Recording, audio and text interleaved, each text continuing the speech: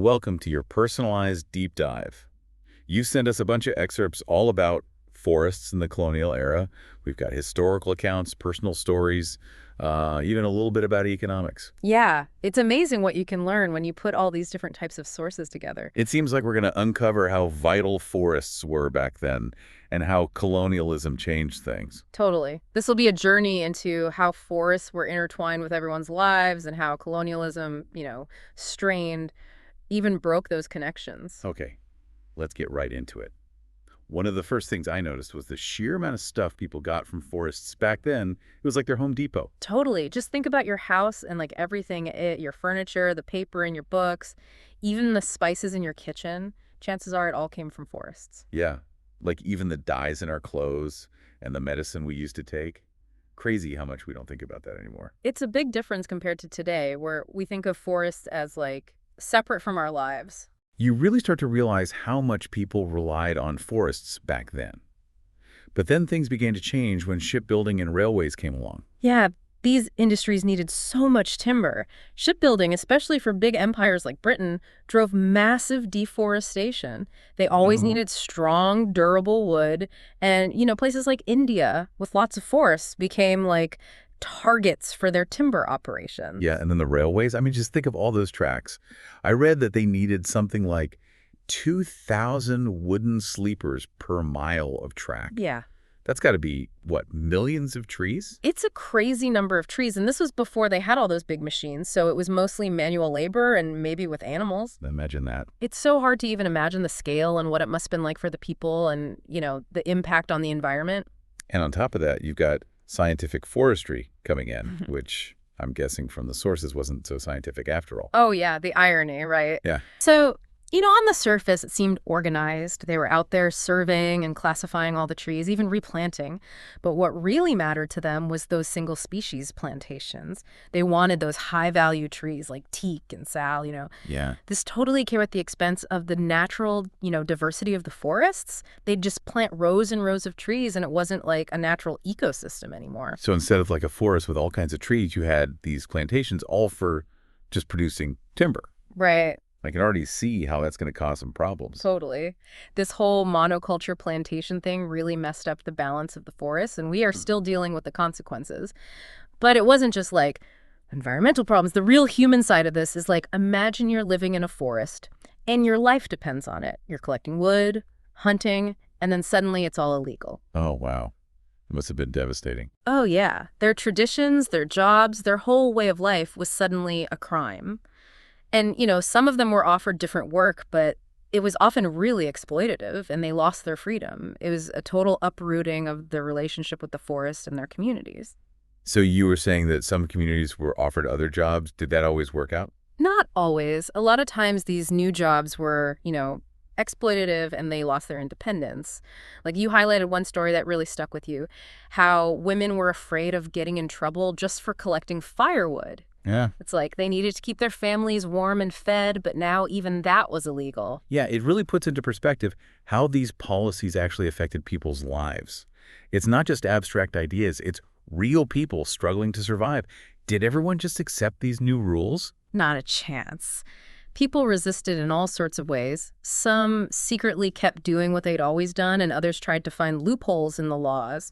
There were communities, like the Kalangs of Java. They were really skilled woodcutters, and farmers, they actually cooperated with the Dutch for a while, harvesting teak for their ships. Right. But they were basically being used, Yeah. Their skills were super valuable, but they were stuck in this system that was taking advantage of them. And when it became too much. They fought back. They attacked a Dutch fort in 1770. It just shows you that even when people seem like they're going along with things, there's a lot of anger simmering below the surface, and sometimes it boils over. It makes sense. But rebellion wasn't the only way people resisted, right? Like, what about that philosophical movement in Java, led by Surantigo Samin? Oh, yeah. Samin's movement. He challenged the idea that the state could just own natural resources. Like he was saying, the state didn't create the forest, so how can they own it? Wow. That was a really radical idea that resonated with people who felt like colonialism had robbed them. That sounds like something we'd hear today. Right. And his followers, the Salmonists, they practiced this passive resistance, like lying down on their land during surveys or refusing to pay taxes, even withholding labor. They found all these ways to disrupt the system without resorting to violence. So creative. What stands out to you most about this movement? Salmon's argument wasn't just about like practical things. He was asking us to rethink how we see our relationship with nature. Can the state really own something like a forest? This is a question that's still debated in land rights and conservation today. That's a really good point. So it seems like resistance came in many forms, from fighting back to philosophical challenges. But even while they were exploiting the forests, the colonizers started to see the need to preserve them, right? Right. It's kind of paradoxical. On one hand, there's this huge hunger for resources, and on the other, there's this growing awareness of the forest's value, both ecologically and economically. They started creating forest reserves, new rules to control logging, but often the real goal was to maintain their control over those resources. Yeah, like they wanted to have their cake and eat it too. And in some cases, those conservation efforts kind of backfired, right? Like you said earlier, banning shifting cultivation actually messed up traditional practices that had been sustainable for a long time. Exactly. When it's done right, shifting cultivation can be a really good way to manage forest resources. But the colonizers, they just saw it as backwards and inefficient. They imposed this one solution for everyone without understanding how things worked in those communities. So even when they meant well, their lack of knowledge about the local context caused more harm than good. Yeah. Did colonialism bring any new opportunities for those communities that depended on the forests? Well, the overall impact was definitely negative, but there were times when colonialism created some new economic opportunities, although they often came with a catch. Like some communities that had always hunted or gathered for their own needs got pulled into the trade of forest products. That sounds kind of risky. Like maybe they could make some money, but now they're at the mercy of a market they can't control. Right. Take the Munduruku people in the Amazon. They got involved in the rubber trade, and it became like their lifeline. But then they're totally exposed to the ups and downs of the global market. I can see how that would be a problem. And what about those tea plantations? Oh, yeah. The tea plantations in Assam are like a prime example of how colonialism often meant exploitation of labor and the environment. They'd recruit people from all over the place, a lot of times tricking them, and then force them to work in horrible conditions for almost nothing. Awful. And what about the environment? Terrible. They cleared huge areas for those plantations, which destroyed biodiversity and hurt the soil. It's a clear example of how colonialism, capitalism, and environmental destruction were all connected, creating systems that benefited just a few people while hurting so many others and the environment. So things were pretty bad. But you mentioned earlier that things started changing towards working with local communities on forest conservation. Is that where we start to see some hope? I think so. For so long, the whole idea of conservation was about keeping people out of the forests instead of working with them. That's weird. Why wouldn't you want to involve the people who've lived there and depended on the forest forever? Oh, it's like leftover thinking from colonialism, that top-down way of doing things. But thankfully, people are realizing that traditional knowledge is really important for conservation. Makes sense. You talk about sacred groves before. They seem like a perfect example of how local communities have protected forests for generations, right? Totally. Sacred groves show how powerful cultural beliefs and practices can be for conservation. They're like these little patches of forest that have survived because they're considered sacred. They're often full of unique plants and animals, like a hidden treasure. That's amazing. They're still around just because local communities took care of them.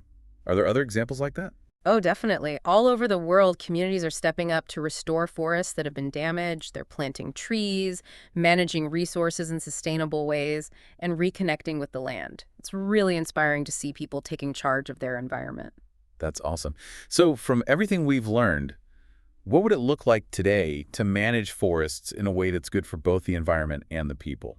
That's the million-dollar question, right? It's complicated, but I think these sources give us some clues. We have to stop thinking of forests just as places to get timber. We need to see the big picture, how they help with water, climate change, biodiversity, and livelihoods. It's like appreciating individual trees, but also seeing how they all work together. Yeah. And most importantly, we need to put local communities at the center of it all. Recognize their rights, their knowledge, and their practices. Conservation can only really work when it's built on working together and respect. Empowering communities, not just protecting trees, that's powerful. For sure. We need systems that are good for both the planet and the people. This means figuring out land ownership, making sure people have fair access to markets, and sharing benefits fairly. It's a big challenge, but we have the knowledge, the technology, and maybe even the political will now to make it happen. That's really encouraging. For me, what stood out the most in this whole deep dive is how connected everything is. Hmm. Like what happens to forests is tied to human history, economics, and power. Yeah, you got it. This journey through history has shown us how bad things can get when we exploit the environment, but it also shows us the strength of resistance, resilience, and the possibility of a future that's fairer and sustainable. Thanks for guiding us through all this. It's been really eye-opening. It was my pleasure. And to all you listeners, keep exploring. Learn about the forests in your area, what problems they're facing, and what you can do to help. Remember, we're all responsible for the future of our forests. Thanks for joining us on this deep dive.